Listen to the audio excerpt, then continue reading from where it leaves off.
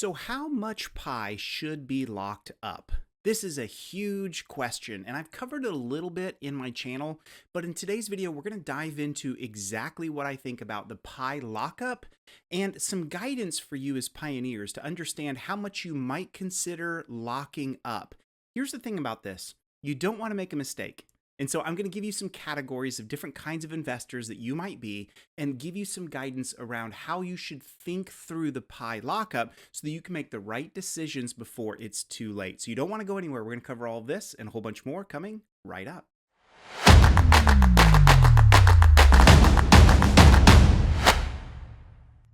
Hey friends, Wes Spencer here with you again. I am so glad you're here on this journey with me. I've been covering Pi for quite some time. I think it's a very innovative cryptocurrency, especially because it's all around mining on the phone, even though it's not real mining, not in the classic sense, but it's gathered literally tens of millions of pioneers across the world, and it's taken the world by storm. And that has to be respected in the crypto world. And that's why I'm following it on this channel. I think it's a very interesting journey that I've not seen anyone else really follow the way that they're following. And so today we're going to answer this question. And you see this right here. I'm going to show it to you on the screen. Here it is. They're talking about the Pi mining rate reducing at the end of this month. And this is not unknown. The Pi mining rate has continued to go down and down and down. In other words, what you were mining before is no longer what you're going to be mining at the beginning of next month. Now, that reduction in mining rate is a good thing, not a bad thing. I've covered this many times before, but basically, we're introducing scarcity. As more pioneers come into the system, the less you're going to be able to earn over that time because we don't just want to dump out all the currency at once. We do know the total supply of Pi is going to be 100 billion. It's my hope that we don't reach that total supply number for at least 50 years. And I mean that. If you look at the mining rate, the reduced mining rate inside of, or really the reward rate inside of Bitcoin, it's going to be over 100 years before we finally run out of Bitcoin forever in terms of what's being like created out of nowhere. We'll literally be dead by then. That kind of scarcity is a good thing. And I want to see Pi do the same thing. I want to see long-term projections and metrics around what they think the mining rate will, how long that will exist until we reach the 100 billion mark. But at this point, you have some ways that you can bring some of this back. And I want to talk about this. So I'm sharing my phone. You can see it right there on the screen. And as we jump into this, I'm going to cover some stuff. So they talk about May 1st, the rate is going to go down again. They've talked about how they mentioned that. And then what you can do is you can click on this boost mining rate. And when you click on this, it brings up your lockup settings. Now I've covered lockup settings multiple times on this channel. But what I want to cover today is some guidance on what you should choose. You can already see what I've chosen. I've already published this. I've said this to everybody, and here's my proof of this. I wasn't like, not that anyone claimed that I was lying, but here's the proof. I told everybody, for me personally, what makes sense for me is locking up 50%, half of what I own, for a full year. Now, there is a lot of other choices that you could make. And here's the thing. They're not wrong choices, but they could be wrong for you. So let's go through all this. I sort of consider three different investor profiles. And if you split them into three, you need to choose which of the three that you're going to be in.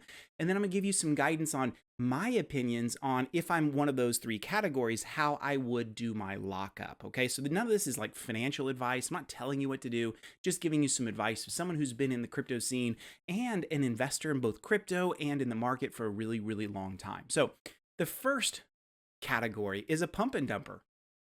This is one that you're gonna not be so happy with, but let's be honest, there's a lot of people that are in the Pi ecosystem hoping that the Pi price opens up at a really high inflated number. Now, what is that number gonna be? I don't know. Nobody, hear me, are you listening?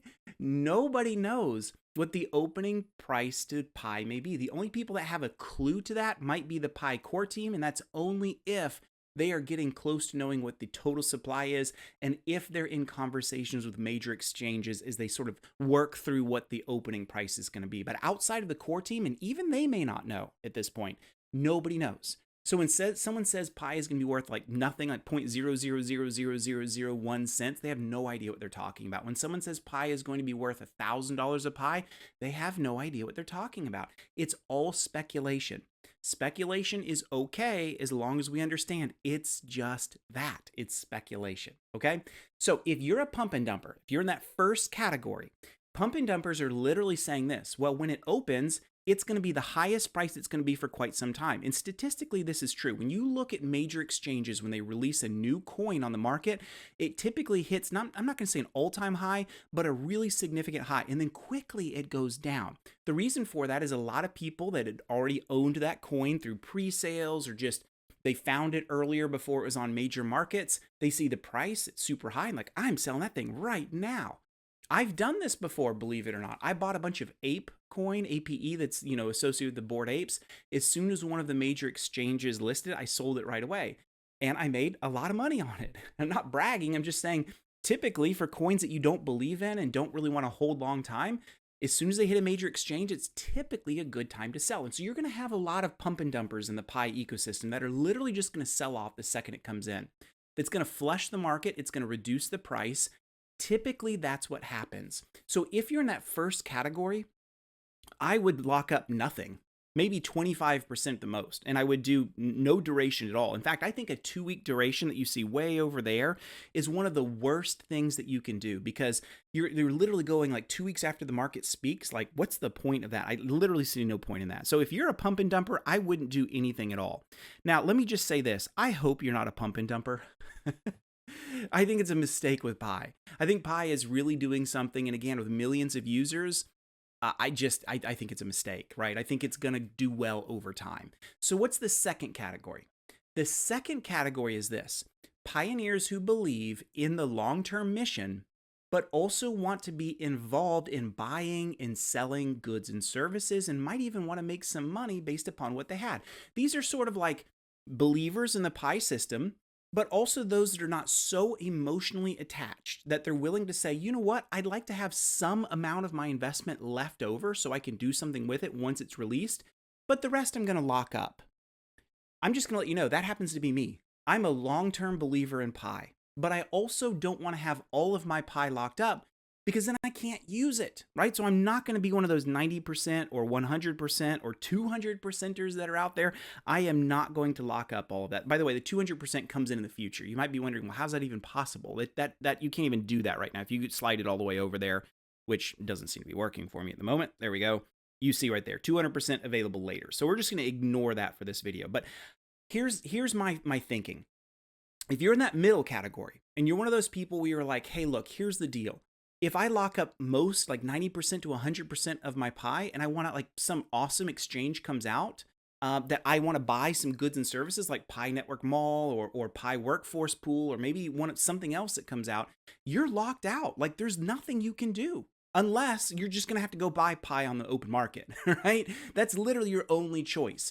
And so for me, I'm kind of like, okay, I might sell some of my Pi, but not all of it, by no means. And I definitely, much more than that, I haven't even decided if I'm going to sell any, but I absolutely want to use some to show you on my channel buying and selling of goods and services with Pi once it really comes out in full force. And so that's why I'm doing 50% lockup, because from my point of view, I want to have the ability to be able to use some of my Pi in whatever creative way I may wish.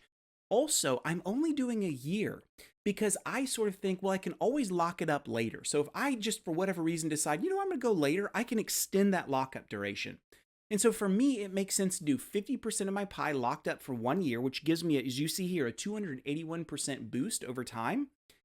And then I get access to half of my Pi for however I may wish to use it, especially when it hits the market, is the right choice for me, because I'm in that middle category. I'm a long-term believer, but I'm not emotionally attached, and I want to be able to use it, trade it, and actually have it as a utility for the whole reason that Pi was even created. That's the whole vision of Pi, is to be a payment mechanism.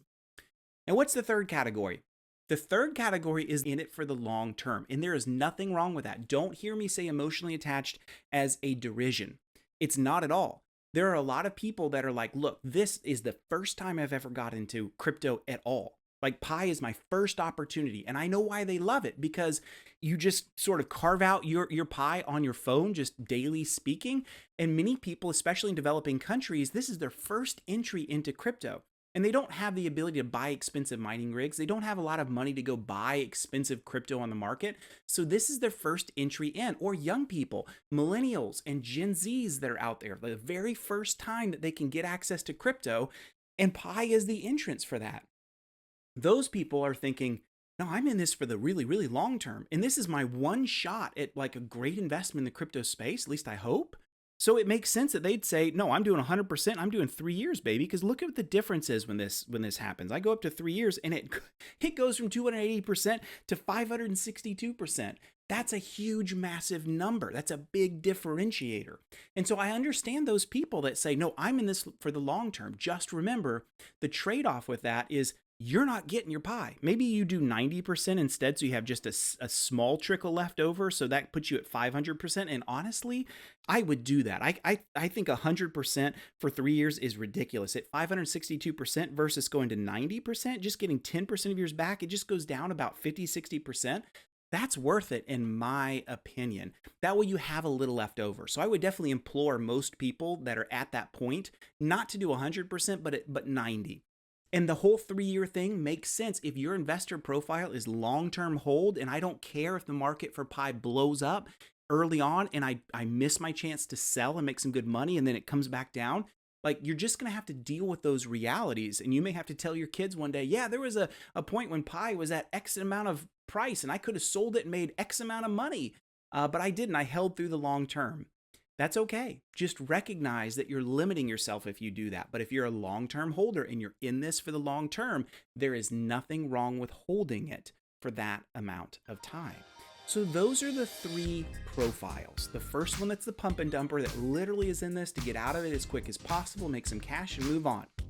The second one is those that are not super emotionally attached, definitely believe in the long-term vision and want to have utility. So they're only locking up maybe half, maybe for a year.